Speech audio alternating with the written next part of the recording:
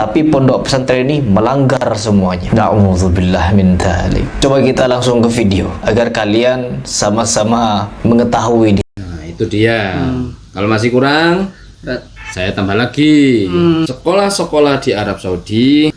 Assalamualaikum warahmatullahi wabarakatuh. Halo teman-teman, ketemu lagi dengan dua Bang Deso ya di channel Mr. Coach. Yuk mari kita ngobrol di channel ini. Yuk mari kita siapkan kopinya yang kenal, ngolah pikir dengan share, serius tapi santai. Salah satu pondok pesantren di Indonesia, terkhusus di tanah Jawa ya teman-teman, mengadakan harlah atau HUT atau hari kelahiran pondok pesantrennya atau anniversary atau apalah istilahnya, dengan perayaan-perayaan yang sontoloyo. Dan di Indonesia juga banyak perayaan teman-teman. Ada haul, ada apa namanya, ada harlah, ada maulid, ada pokoknya ada banyak hal, peringatan-peringatan. Tapi semakin mundur teman-teman. Dengan saking maraknya peringatan-peringatan seperti itu, orang bukan semakin dekat dengan agama, tapi semakin jauh. Contohnya di video ini. Di video yang ingin saya share kepada kalian adalah menunjukkan ketika mereka merasa paling ahlus sunnah, paling mengamalkan sunnah, tapi pada ujung-ujungnya apa? Melakukan berbagai macam kemungkaran. Al-Imam Asy-Syafi'i mengharamkan musik teman-teman. Musik. Perempuan bernyanyi-nyanyi diiringi musik haram, tapi pondok pesantren ini melanggar semuanya. Na'udzubillah min dzalik. Coba kita langsung ke video agar kalian sama-sama mengetahui di sini siapa yang sebenarnya mengamalkan sunnah Nabi Muhammad SAW dan siapa yang hanya mengaku-ngaku tapi banyak melakukan pelanggaran. Viral, harlah Ponpes Bahrul Ulum Ngantang Malang dimeriahkan karnaval parade Son Horek dari siang sampai subuh. Dari siang sampai subuh teman-teman. Oke. Di acara itu pasti ada ulama-ulama aswaja yang mengkritik. Pastinya ada bos, itu bos. Kita sih fair-fairan, fair-fairan. Kalau salah itu ya dikritik oleh ulama-ulama aswaja. Tidak perlu menggiring siapa di sini yang sebenarnya benar-benar mengikuti sunnah dan siapa yang cuma mengaku-ngaku. Kalau ungkapan ini dilempar kepada kita, maka kita lempar balik. Dilempar balik. Oke, kalau gitu kita lempar kejadian yang sama Di acara yang sama. Jangan di sini Wahabi sedikit jadi di sini, otomatis masih menjaga marwah dan muru'ah, kan begitu. Otomatis kita lari ke yang mayoritas, Wahabi yang mayoritas ya di Saudi, kan begitu. Sana, bos. Iya, sudah biangnya di sana teman-teman ya. Jadi jangan membuat narasi kalau kami menyerang Saudi kemudian kami ini ad hominem. Enggak, kami hanya melempar balik apa yang kalian tuduhkan, apa yang kalian gaungkan ya. Oke, karena di sini narasi Hari Plus siapa katanya di sini yang benar-benar mengikuti sunnah dan siapa yang hanya mengaku-ngaku sunnah. Oke. Sebenarnya kalian semua sudah pada tahu lah di Saudi itu kayak gimana ya bos ya. Iya, sudah lumrah. Kalau dibandingkan kejadian pelanggaran aswaja di Indonesia bos dengan di Saudi, nggak ada seujung kukunya, Soalnya apa? Pondok di sini ada hampir sekitar 40.000 pesantren tuh ya kan, baik yang terdaftar maupun yang nggak terdaftar ya. Dari sekian 40.000 itu ada nggak 100 ya? Kalau ada tuh diunggah terus sudah kayak semuanya itu bos. Nah gitu aja. Sudah kayak semuanya sudah kalau kayak gitu. Ya. Tapi kalau di Saudi itu kami anggap negara itu sudah sebuah pondok pesantren. Dulu kan begitu bos. Ya. Karena ada aturan baku dari pemerintah, dari kerajaan, jadi sehingga negara itu sudah kayak pondok pesantren. Nggak ikut aturan, melanggar dihukum. Iya kan sama kan. Jadi, sama ulamanya gitu gitu. Jadi satu negara Wahabi itu, satu negara Saudi itu ibarat pondok pesantren sudah ya, pondok pesantren besar ya, dengan nama negara kan begitu bos. Harus mengikuti instruksi dari pengasuhnya. Pengasuhnya itu yaitu rajanya, raja dan ulama-ulama kerajaan. Oke. Sekarang kita sepil karena hari mengunggah ini kita sepil. Apakah ada kampus-kampus yang melakukan harlah seperti itu di Saudi, Bos ya? Kita cek, teman-teman ya.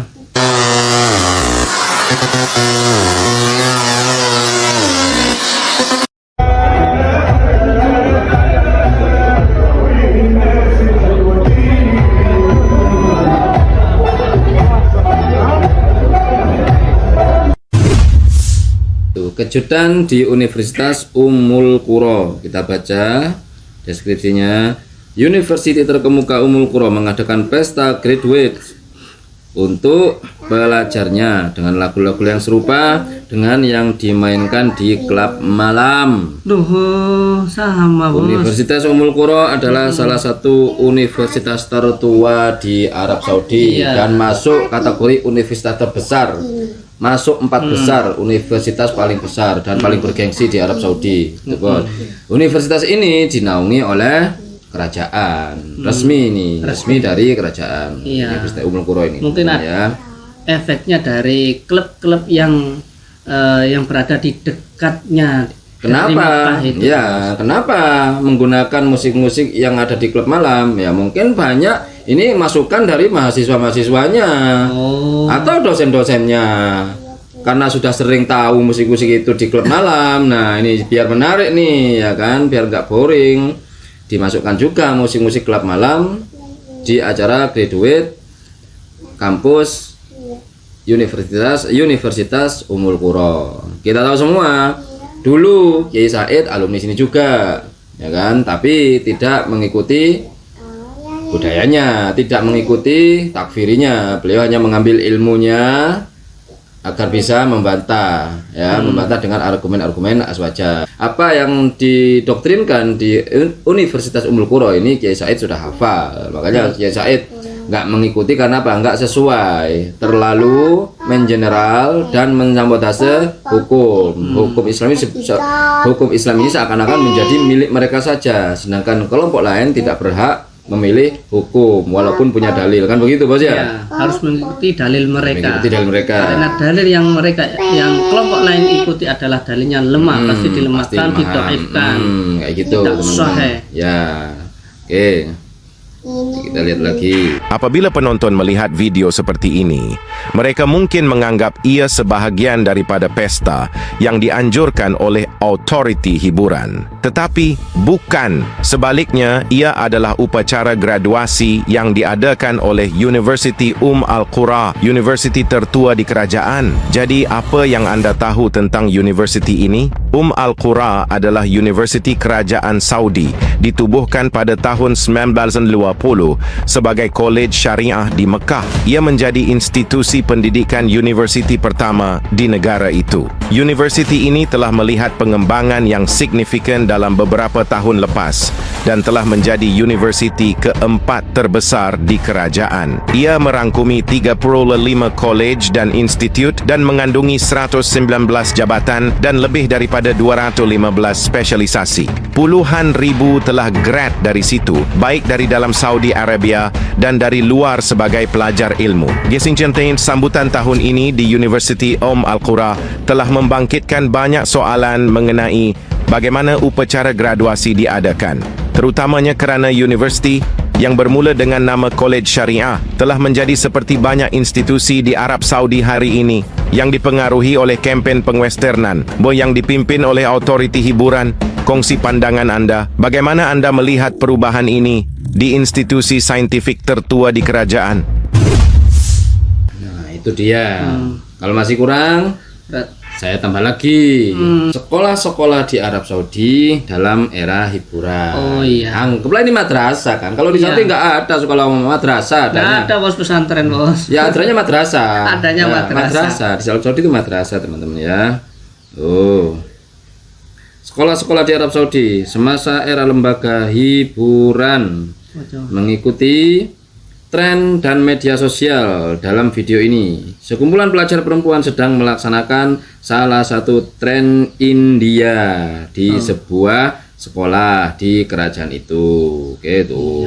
Sudah jadi Bollywood nih, oke.